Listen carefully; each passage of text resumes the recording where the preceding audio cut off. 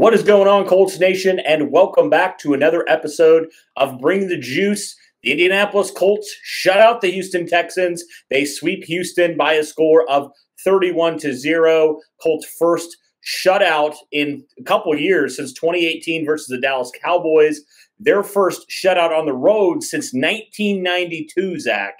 Oh, my word. What a win for the Colts. What a response after really choking that game away against Tampa Bay last week. First off, man, what's your reaction to this win? Well, I mean, I think it shows a little bit of maturity, Cody. The fact that this could have been an emotional type of game. They could have had a hangover from last week. When you lose a game like that where you played, in moments and spurts well enough to win that game against Tom Brady and the Buccaneers, and then you come back. My thoughts were, are we just going to be flat today? That was my biggest fear. Tyrod Taylor's a mobile quarterback. Sometimes mobile quarterbacks can get going against us a little bit. But, man, I was very impressed. And the Texans, I think it's confirmed they're not very good, huh? I guess not, man. Colts end the series against Houston, outscoring them by a score. This is crazy, 62-3. Yeah. The Texans didn't score a touchdown against the Colts the entire season. Yeah. I mean, I don't know if that speaks to how bad Houston is offensively, which they're terrible, or just the fact that the Colts also have been playing really, really well against them, and really well as of late especially. So, yeah, man, what a win for the Colts. I mean, it was a game that we all thought, and I even tweeted out earlier, I said, this is a game you have to win by 30 points, man. You have to make a statement here, that you're still a playoff contender, right? I don't want one of those slog fests, where you only win by 10 points or a touchdown, especially against a team like Houston that's won 2 games all year. So I felt like this was exactly what the Colts needed to do, kind of a statement win they needed to have in this game, just to prove, and also obviously to help themselves in the playoffs, with some of these teams playing down to the wire here, that could potentially help the Colts' playoff chances here. I thought overall it was a good response from this team. Yeah, man. I think I was sitting there checking in on that Raiders-Washington game. Final, for whoever's listening to this, Washington did defeat the Raiders 17-15. But yeah, man, you're so right. Like you hit the nail on the head. They had to come out and not just win, but have a dominant win. Like, prove their presence in this game. Like, prove that, hey, they need to be in this discussion. And honestly, if you look at the analytics, and I know some people get, a little bit too wrapped up in analytics, the Colts have been a very good football team in the last several weeks. I mean, they've been at the top of the league as far as, points per game. Their defense has stepped up. I like the fact that Eberflus is now starting to trust his players and letting them play a little bit different scheme-wise. So for me, yeah, I'm fired up. And one thing I wanted to ask you a question about, isn't it crazy where Jonathan Taylor has 143 yards and 2 touchdowns and you feel like he played pretty good, but not great? Like, yeah, exactly. I mean, like, how good is a guy when you say a guy had 143 yards and 2 touchdowns and you're like, hey, it was a pretty good game, but nothing, out of character for Jonathan Taylor. Yeah, he didn't have his, classic Jonathan Taylor 50-yard run down the sideline or anything. It was just more of an efficient day for Jonathan Taylor, and he got the volume, and it added up, man. But, yeah, I mean, from snap one, Zach, this game the Colts pretty much dominated all over. I mean, the first snap kind of, I think, was, pretty much summarized the entire game. The Colts came to play. Houston did not. And, Kenny Moore with that really beautiful interception on the sideline. Kenny Moore, I think, for me defensively, was the player of this game because not only did he get that interception, then on the next turnover, he forced the fumble, and he was just kind of everywhere. Also had some really nice plays in coverage. First off, what were your thoughts on Kenny Moore and just how this defense played overall? Same as you, man. I mean, I thought he set the tone. That first interception was crazy. Like, I just thought the ball was thrown out of bounds. Like, I was like, he didn't catch that, did he? Like, and then you go back and watch the replay, and I'm like, oh, my gosh, this dude not only did he catch it, he got his feet in bounds for this interception.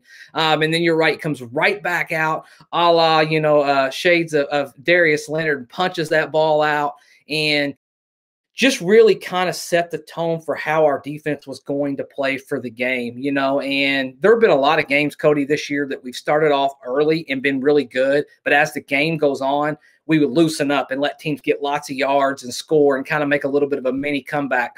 Today, that didn't happen. Like we put our foot on their throat from the very first play of this game all the way to the end. We played 2 quarterbacks, same results. Those guys were inaccurate. Those guys were hurried. They were rushed. I felt like Kamoko Toure had a solid game as well. He was disruptive. He had a couple sacks and he even missed one, honestly. So he was pretty disruptive. But all in all, is it fair to say this is our best full 4-quarter effort from our defense all year long? I mean, is that fair? That in the Buffalo game, I think for me, were definitely ones, and maybe even that first Houston game. I mean, this is certainly in the conversation. I think I'm obviously more impressed in that Buffalo game because of who you're playing against. This is, Tyrod Taylor for a little bit, then they benched him in third quarter for Davis Mills, and nothing really happened.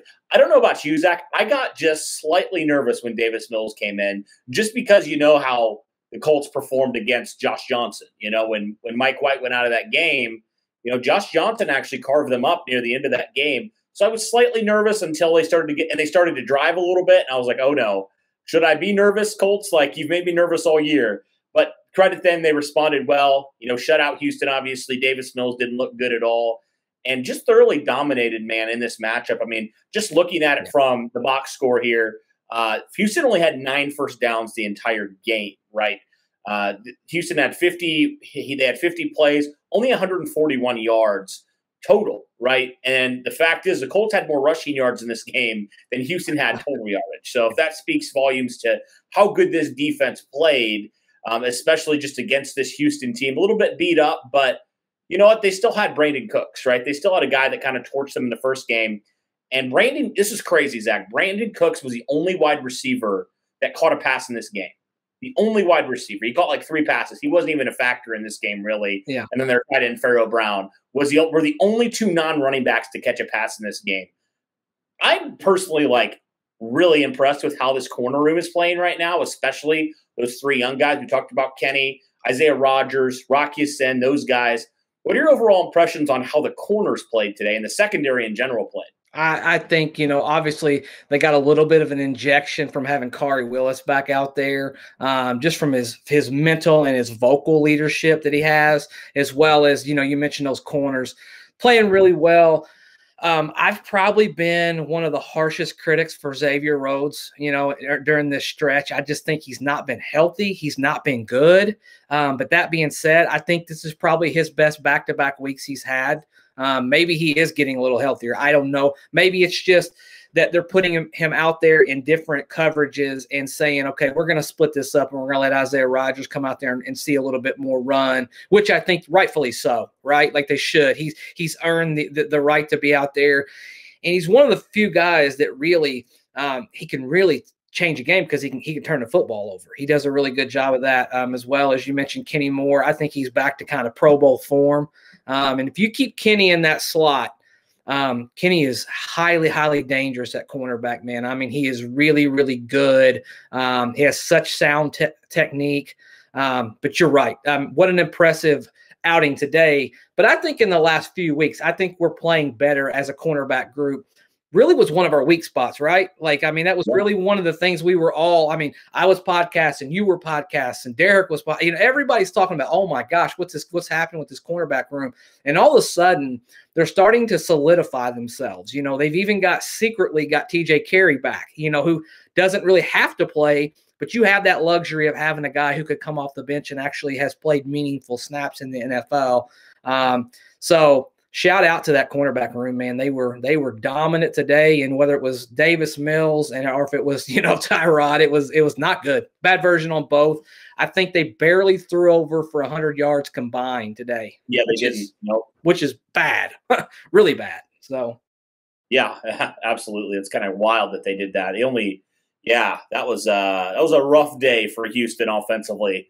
But you talked about the corner room. Kenny Moore right now, he's tied with his career for interceptions. So he has 4 right now on the season. He had 4 last year, which was his career high. So if he gets one more, man, he's gonna have a career year, which is great to see. Yeah. You're right. What can you say about him, man? He's a great slot corner, probably the best in football. He can tackle. He can do just about everything for you really well. Yeah. He was struggling a little bit, but it seems like he's starting to find his mojo a little bit more, which is you'll love to see that.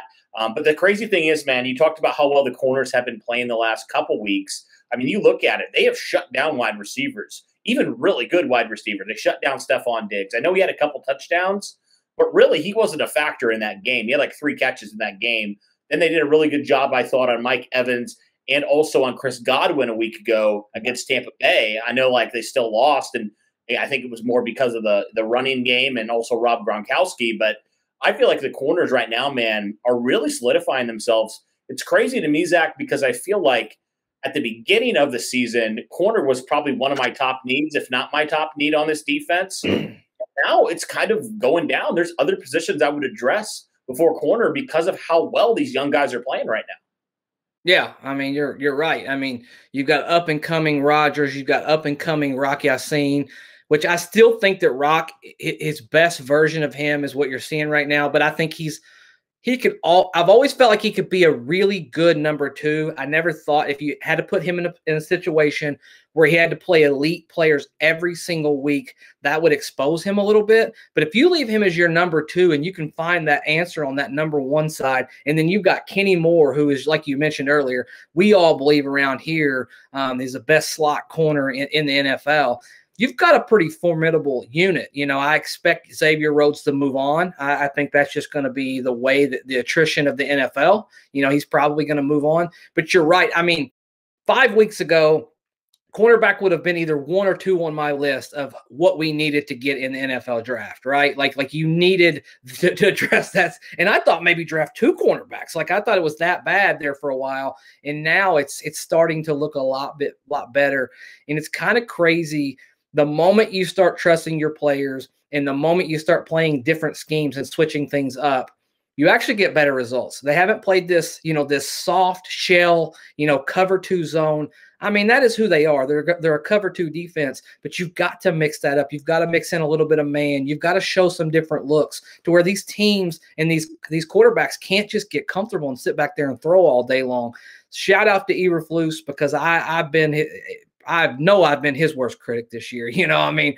So shout out to him for switching it up and saying, you know what, definition of insanity is just doing the same thing over and over and over again and expecting different results. We're going to change it up no matter what. And look what we're doing right now. We're in a situation coming off of a bye week where we're going to be as healthy as we've ever been against a showdown against New England, Bill Belichick. We know how that's going to go. We know how the narrative of that's going to, shake out. But maybe we catch a rookie quarterback on a bad night, right? Like maybe we catch him under the lights, prime time, and maybe we come out there and we kind of, we have another big, stout defensive outing. Yeah, I mean, the defense, even though it wasn't a great game last week against Tampa, I mean, that defense was keeping you in that game in the first quarter, really the first half, For a long time, that defense was playing really well. So I feel like they're starting to actually put some games together, which is good. They're starting to actually, show a little bit of what we thought they could be at the beginning of the season. They're starting to show a little bit of what they showed last year, right? When it comes to sometimes dominating when they need to dominate. And so this was definitely a great response for them. You mentioned Kemoko Turay. I have to mention him and Al-Qadim Muhammad. Both had 2 sacks in this game. It's certainly good to see, especially Turay, a guy that wasn't really getting a whole lot of snaps. Like we were just kind of like, what happened to Kemoko Turay? He probably should have had 4 sacks, honestly, in this game. Yeah. He missed a couple, but he had 2. One of them kind of came in garbage time. But, I felt like for his confidence, this could be really good moving forward because you need another edge presence, another guy that's legitimately an edge threat. I feel like out of any of the defensive ends the Colts have, Kemoko Turay has the most juice on the edge, honestly, outside of maybe Quarta. Some of those unknown guys, those second, third-year guys, I feel like Kemoko is probably the guy that has the most ability there. So for me, it was just all about getting him more confident, right? Getting him some snaps and getting him some chances to disrupt the quarterback. He has 4 sacks on the year. Hopefully now down the stretch, Kemoko could potentially now get more snaps and disrupt the quarterback a little bit because the Colts certainly need it if they want to make a playoff push. What were your thoughts on him and also Al-Qadim Muhammad in this game? I thought very, very good, honestly. I thought especially – I think – Al-Qadim Muhammad continues to be one of our really unsung heroes, just a solid guy. Al-Qadim, his expectations was to not be a starting, every down pass rusher. And he's turned into kind of be more of that, like your starter, because he's so consistent, really good against the run. But today he got after the quarterback. and he's relentless. He's one of those high motor guys that just never gives up on a play. And Kamoko, I love the fact on I think it was his second sack, he goes up high, he beats the guy high, quarterback slips down under, and he slips off of that guy, and he still goes after him and gets that sack. Like, he's continuing to pursue the quarterback.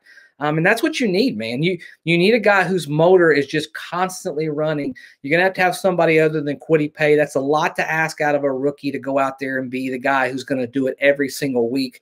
Although I'll say Quity's getting pressure. Quity's starting to kind of get a little bit more familiar and stronger inside of our scheme. Al-Kadi looked great today. Obviously, Kamoko looked great today. And I think Kamoko, like you said, he's the X factor. Like, if we could ever get to a point where we get Kamoko Toure, Kansas City Chiefs, the game that he got hurt, and we all saw that brutal injury that he had. If we could ever get 95% of that, we're a dangerous team then, because he has a skill set unlike anybody else that we have, because he is such a twitchy, fast, guy around that end. And like you mentioned earlier, he really brings the juice. Like, he has that other gear that some people just quite frankly don't have. So yeah, very impressive outing. Yeah, for sure. Now I just want to see him be consistent. Yeah. That's the big thing. That's been the knock on him ever since. Sure. He's shown flashes, but he's never been consistent. You did think in 2019 he was starting to put it together a little bit, and boom, the injury happens. And then he just hasn't been the same since then, So you're just like, man, if he can just put some games on games, if he can stack some practices and stack some games on games, then he could potentially be a really, really good pass rusher situationally for you, especially on third down. And so, because, I was always like really weirded out the last couple of weeks, because it was third down and Kamoko Toure wasn't out there on the field. And I was like, why is he not out there? He's like your best pass rusher, And so the fact that he's getting more snaps now, maybe the staff will put a little bit more trust on him in those situations, those third down, those rush situations. And then finally he could start, disrupting the quarterback, because the Colts have still struggled a little bit to get to the quarterback off the edge. So you'd love to see him be able to do that and get more confidence in that way. But overall, I thought it was a great outing from the defensive line. 4 sacks today. Great job by them. DeForest Buckner nearly had one on Tyrod Taylor, but he just slipped out of it. But I thought the Colts did really well, against the pass and also against the run. Rex Burkhead was the leading guy there. Only had 8 carries for 30 yards. Overall, the Colts did a really good job at stopping the run. They've kind of struggled a little bit this year, Zach, in certain moments to stop the run. Now, Houston didn't come in really that good at running the football, but the Colts just did what they needed to do, and they stopped Houston's running game. Really was a non-factor in this game. Yeah, 100%. I mean, they set the tone early on. Nothing big. They didn't allow anybody to really take off and run for any of these large gains. No gut runs. It's not right in front of me, but I don't feel like that they even had really any runs that were more than, maybe 7, 8, 9 yards. They just no big plays. Just no big plays at all today, honestly. I mean, they just didn't have that in their repertoire. I mean, they had a couple first downs where they started moving on that one possession, and then we were able to shut it down. So, yeah, I mean, our defense, as usual, pretty solid against the run. Every once in a while, like you mentioned earlier, our defense will allow a big run. But generally speaking, teams don't run very well against us. I guess unless you're, Leonard Fournette, right? But I mean, teams don't typically run very well against us.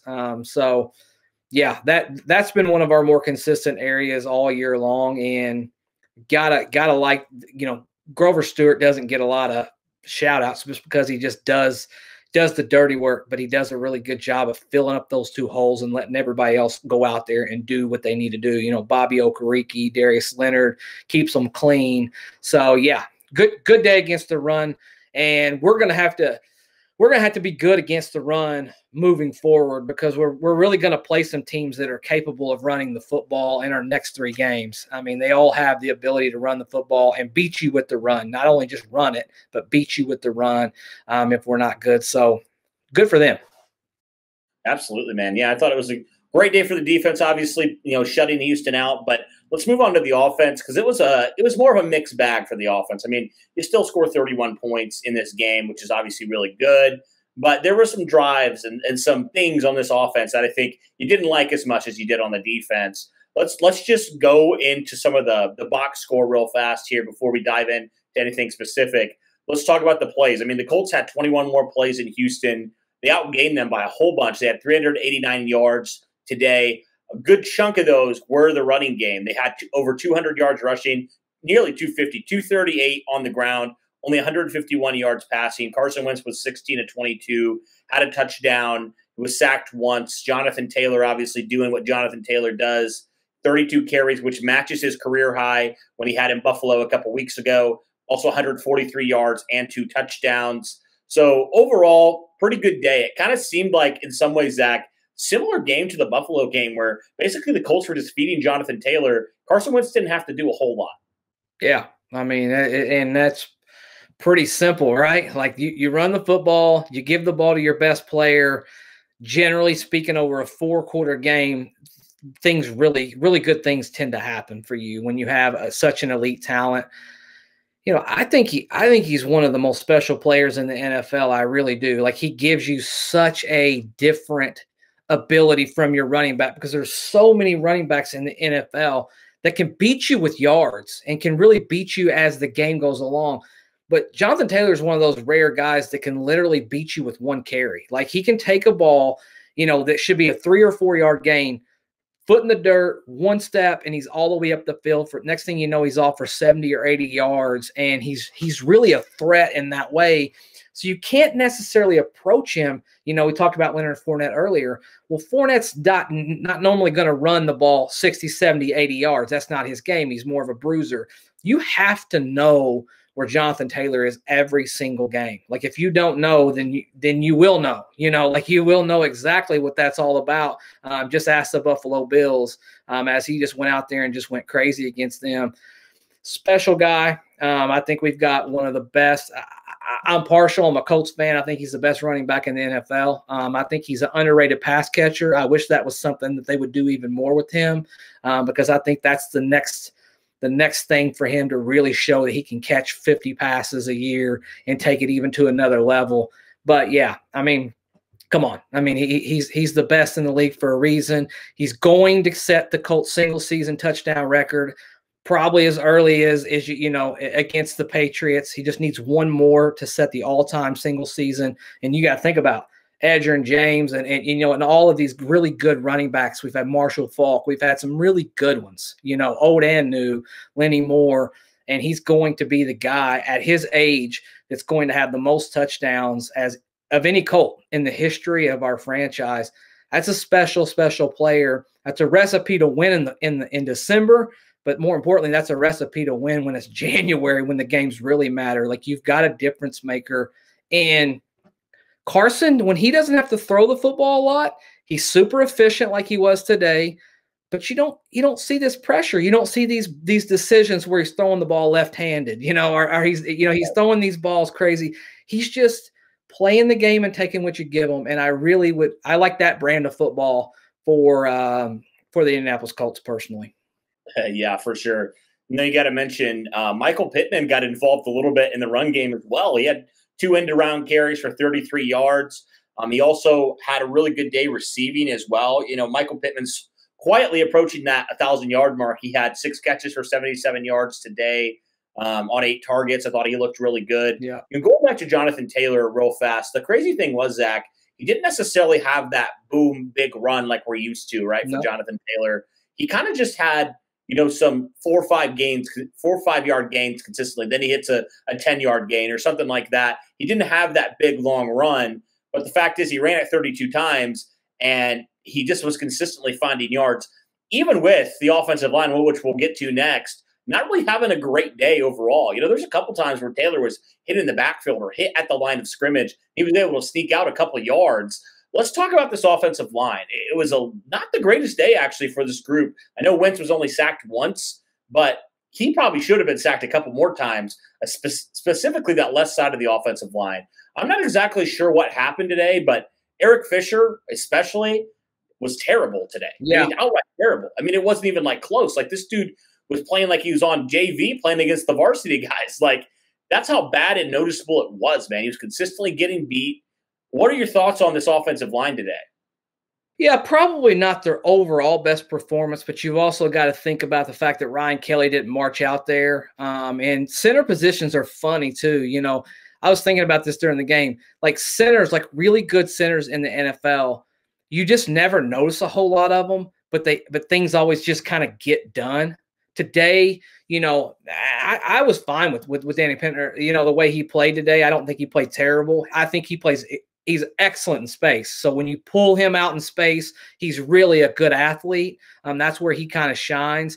But it was a different thing. The communication, that's where all of that line shift, that's where all of that communication comes from. In particular, I was a little bit let down from Fisher today because the one thing that Fisher's been good at this year is run blocking, right? Like that's been his calling card. We all know he came back from this injury. He still lacks that explosiveness. So when he goes against really good athletes like Shaq Barrett, he just can't stay in front of those guys just because he's just not 100%. And he probably won't be all year long. But the run game, you got to have him being, that the guy he's been pretty much the whole season. But today, you're right. He didn't play very good. Glowinski seems to have won this starting job again somehow, some way. I don't know what that's about. They just kind of quietly, Frank Reich just kind of, is a PR genius. He's just really not even mentioned it and just quietly let, Chris Reed kind of fade off in the sunset. I don't know if I like that, to be honest with you. I don't know if I like the fact that one of your best run blockers that you've had all year long is not out there playing. But that being said, it is what it is. We gained 143 yards and over 200 yards on the ground. So I think you got to be pretty happy with that. Crazy stat for us is Colts are 7-0 when Jonathan Taylor rushes for over 100 yards, and they're 0-6 when he doesn't. I mean, that's pretty telling. Like, who are you? What is your identity? I don't think anything says anything more than that. You win when you give the man the football. You lose when you don't. I don't know. I'm not here to debate Frank Reich, passing so many times in a row. I'm not here for all that today on this podcast. But proof is in the pudding, man. You run the football. It's pretty simple. You give your best player the chance to do the most things, and you generally win football games. It's that simple. Yeah, absolutely. No, I agree with you there. Well, to be fair on Glowinski, though, he has been actually the best run blocking guard in the NFL recently, which is good. So I don't blame the Colts at all there. But I do like Chris Reed, so it is hard to not see him playing because I thought he played tremendous. But I think my question is, and I know this a couple weeks ago I would have dismissed this question, but I think it's a little bit more legit. Do the Colts potentially look at Matt Pryor at left tackle? Because Eric Fisher has just been struggling recently. He started to get a little bit better. And you're like, okay, he's finally rounded into shape. He's getting back from that Achilles tear. And then he just kind of dropped off again. What are your thoughts, I guess, on that? What in the world is going on? Should the Colts do that? Potentially look at Matt Pryor, who, when he filled in for Braden Smith earlier this year, he looked really good. Yeah, so I'll answer that two different ways. Will they? No, I don't think they will. I think that they're going to stick with Eric Fisher no matter what. They invested the money in him. Frank Reich has this thing where he's pretty loyal to veteran players. I know this one was kind of a Chris Ballard signing. He has that history with them. I don't think that'll happen unless there's some sort of an injury where Pryor just gets thrust in there. He's playing so well. We kind of have a situation like they did with Badgley and, Blankenship where, the guy's playing so well, we don't want to rush anything back and it just naturally falls in its place. But I would give it a look. I think I would. I think I would give it a look. I'm not sure that he would be as good on the left side as he was on the right side because he's more of a mauler. And that's really where you get more of your run action over on that right side, and you don't have to be quite as good of a pass blocker. But I don't know if you can be worse, right? I don't know if you can be worse than Eric Fisher. So when it comes to that, to answer your question, no, I don't think they will. But I think I would at least entertain it and look at it, kind of like they did, where they rotated Chris Reed and Glowinski, and then it just worked its way out. I might do the same thing with Fisher, honestly. Yeah. I mean, I kind of wish they would if they're preaching competition, and your guys losing you football games essentially like last week. I almost think it would be malpractice to not at least look at it, and give it a try. Just think about it, but whatever, man. They get paid to make those decisions. I just get sort of paid to talk about it. We do that. We go through a little bit. Yeah. So we can give our opinions all we want to. We're blue in the face, but end of the day, we're not running the show. But yeah, man. Also special teams. I just want to talk real fast on special teams. But I wanted to give a special shout out, I guess, also when I'm talking about special teams to Ashton Dulin. I am a big Ashton Dulin guy. I've been very vocal about it at certain points on the podcast. I think he needs more snaps. He's had 2 weeks in a row where he scored a touchdown. And also he had a really nice punt where he touched the punt right at like the 5-yard line. And he's leading the league right now in special teams tackles. He's doing everything right for the Colts. I think he deserves more of a look on the offense, because he's got that speed. He showed you last week against Tampa. He showed you this week with talking about a good catch. I mean, he had a really good catch there for that touchdown to haul that one in. Carson Wentz is only passing touchdown of the day. I think he's looked great so far. What are your thoughts on Ashton Dulin? I agree, man. I mean, is it fair to say he's probably a Pro Bowl, special teamer? I think he's got to be in that consideration as one of those guys.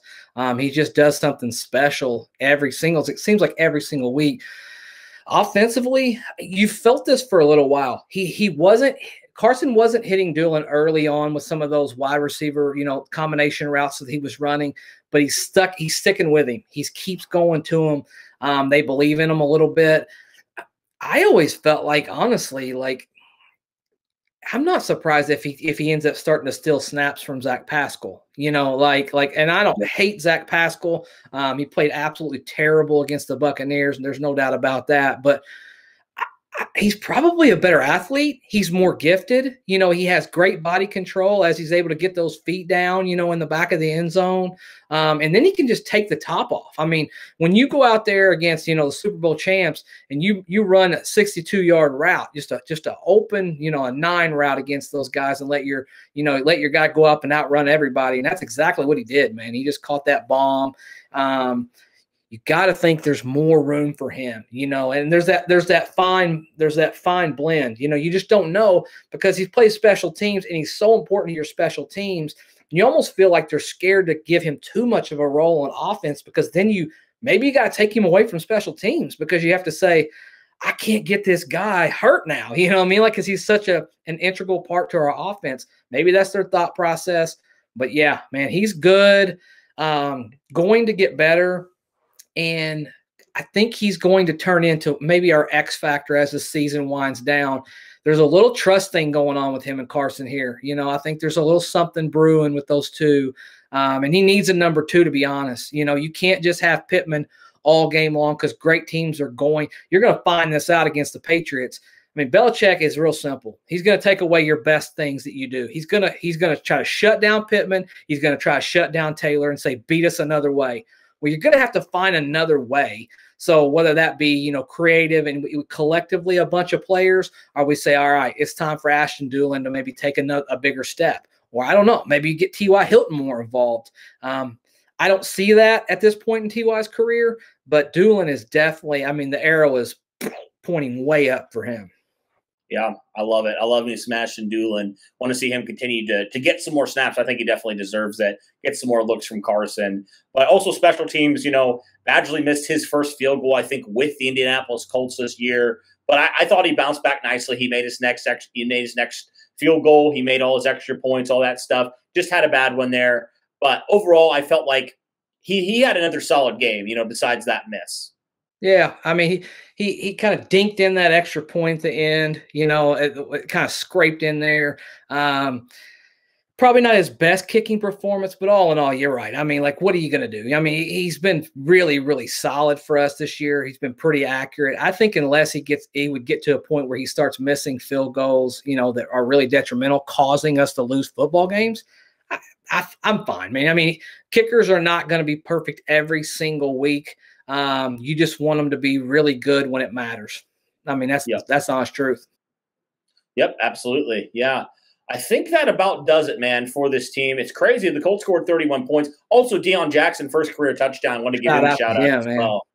He was one of my favorite undrafted free agents the Colts brought in this year. And I was excited when he got some run with the second team offense there at the end of the game. Scored that last touchdown. Probably a great moment for him and his family. So just wanted to give him a quick shout out as well. But the crazy thing is, Zach, you feel like this team probably should have scored more points in this game. Like this game, even though it was a 31-0 game, you feel like the Colts should have scored probably a 40-burger, honestly, with how well the defense was playing. And, you leave a few points on the field, you're like, man, I feel like this team probably should have scored even more in this game, and it probably should have been even more lopsided, as crazy as that sounds, than it was in this game. I think you're so right. I mean, of course, we missed the field goal, so there's your 34, and then you probably look at a situation where, a play here, a play there, and then you're going down the field and you're marching and you're going to score another touchdown. So, I mean, you're exactly right. I can't complain at all. I mean, I think that they played really, really well today. A convincing win, and I'm so grateful that we're going to get a chance to get this bye. We can get healthy, for this stretch run, because we need it. Like, we need to be 100% healthy. I'm interested to see how Darius Leonard will be able to, play moving forward with getting a whole week off and getting off that ankle and really resting it and really rehabbing it, and not having to come out and fight this weekend, or this next weekend, I should say. I think that's a good thing, man. I mean, you've got some guys that are a little bit nicked up. Let them get 100%. And I think the sky's the limit for us, Cody. I really do. I think we're ready to go on a run. I feel like we are a playoff football team. We just gotta not turn the football over and continue to stick with our identity and continue to feed 28 to football, and good things happen. Yeah, and finish games would be nice if this team could do that and figure out a way to do that. I've had so many games where it's come down to the fourth quarter and they've blown it. So yeah, you do feel like, man, if you just finish a couple of those games, you're easily, probably in the lead for the division, probably a top seed at this point. So I feel like the Colts are right there. They're maybe a few pieces away, honestly, but as far as this season goes, I think they're right there for a playoff team for sure. I think moving forward, if they can continue, like you said, feed 28, continue to get Pittman involved, get some other guys involved, continue to not make Carson play hero ball, get some pressure on the quarterback, the corners continue to play well, all those things that we talked about. I really think they're a team that could go on a run here, especially now, because I don't know what it'll look like exactly. I don't know if the Colts will exactly be in the playoff picture quite yet, but they can take care of business really easily. If they are able to somehow come out and take out New England, watch out, man, because New England's arguably the hottest team in the NFL right now. And I feel like the Colts could potentially do it. They can beat any team, I feel like. So it's an exciting week, man. You're right. Get some guys healthy, get some guys ready to go. It should be a lot of fun, man, on primetime on that next Saturday. Absolutely. I mean, I'm fired up. I'll be there. Me too. I'm so excited to be a part of that game. And we all know, the hate is real, man. You know what I mean? It is a real hatred. I know Tom Brady's not there anymore, but that don't make it feel any different for me. I want to win this game, and I don't want to just barely win this game. I want to win this game in a very, very convincing way, and take care of business against a rookie quarterback, Bill Belichick. And, I want to go out there and have we had our dominant win against the Bills. I want to double down. I want to double down, and I want to go out there and I want to see us do what we do best. And that's run the football, get turnovers, and come out there with a win and be in perfect position to make the playoffs this year. Absolutely, man. It's going to be a lot of fun. It's going to be sad that the Colts don't play next week, but you know what? We'll enjoy the week off. No stress for a week, which would be really nice. But that'll do it for this one, guys. Thank you so much for tuning in. Thank you, Zach, for coming on. Always appreciate you, man. Guys, go check out Zach's channel, Zach and Steven. They do great work over there at No Horsing Around Podcast. Just search them on YouTube. You'll find them, as well as all the social media places pretty much that you can look for. You'll find them on there. But that'll do it for this one, guys. Thank you so much for tuning in. And as always, go Colts.